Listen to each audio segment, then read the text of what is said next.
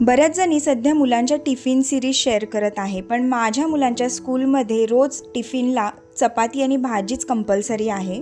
त्यामुळे मुलांसाठी वेगळं काहीतरी करायचं असेल तर संध्याकाळच्या वेळेस मी असे झटपट पदार्थ बनवत असते। त्यामुळे होतं काय, मलाही थोडासा स्वयंपाकाला रिलीफ मिळतो आणि मुलांनाही चमचमीत खायला मिळतं। घरातल्या साहित्यातून हेल्दी असे ऑप्शन मी नेहमी बनवत असते। तर आज बनवलेला आहे झटपट पनीर पराठा। पनीर पराठा बनवताना मी नेहमी याच पद्धतीने बनवते। स्टफिंग वेगळं बनवण्यापेक्षा अशा पद्धतीने पराठा झटपट तयार होतो। तुम्ही सुद्धा मुलांच्या टिफिनसाठी हा पनीर पराठाचा ऑप्शन नक्की ट्राय करू शकता।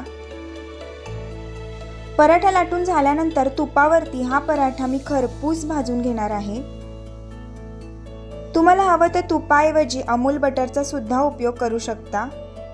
मुलांच्या टिफिन सिरीज तर मी शेअर करू शकत नाही, पण मुलांसाठी होणारे झटपट पदार्थ मी नेहमी शेअर करत असते। त्यासाठी माझ्या यूट्यूब चॅनलला सबस्क्राईब केलं नसेल तर आत्ताच सबस्क्राईब करून घ्या आणि फेसबुक आणि इंस्टावरून पाहत असाल तर फॉलो करायला विसरू नका।